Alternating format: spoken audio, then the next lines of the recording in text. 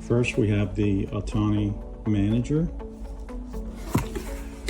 This is going to go in the main electrical closet and be connected to a network cable plugged into the UPS backup for safety. Next, we have the bridge. There might be multiples of this. Look at your packaging slip and you'll be able to see quantities for each of these items. But this bridge is going to be located typically in a central place. It's going to be marked on your plans.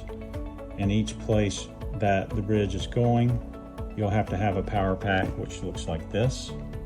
Comes in a box like that will connect this to a power source. In areas like the lobby where we're going to do daylight harvesting and we want motion sensors, we have this multi-sensor that's going to be installed in the ceiling. We have a R20 controller that needs to be installed in that room, and connected to the multi-sensor we need to have this power pack that's going to be installed as well with that. So for each one of these multi-sensors, you'll have a power pack. For each room that we're going to control, or each zone, you're going to have an R20 controller. You'll see that each one of these R20s has a label on it with the room or zone that we're controlling, and it's very important that we put the appropriate R20 in the appropriate zone so that the pre-commissioning that we've done ahead of time will work properly. Next, we have the ceiling occupancy and vacancy sensors. They come in a box like this. Again, these will actually be marked on the box. You'll see we have multiple ones for this particular project here with the gym. It looks like this. It requires double-sided tape, and it can be stuck on the ceiling. Ideally, stick it to metal if you can do that. And the placement of these goes where you'll see them on the plans. Again, these are labeled for the room or zone that they go in, and it's very important that you're consistent with putting the ones that are labeled for each individual room or zone where we have them marked, so that the pre-commissioning will allow for the simplest connection of the system.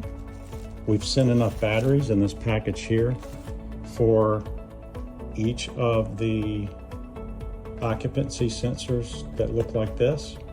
Those batteries should be installed in the occupancy sensor prior to sticking them onto the ceiling. Both the occupancy sensor and the room switch are self-charging, but the battery in this case for the aux sensor is just a backup, just in case the charging is not regenerating itself quite quickly enough. Next, you'll see what we call the rocker or the switch. Just like the aux sensor, these are wireless. There's no wires attached here.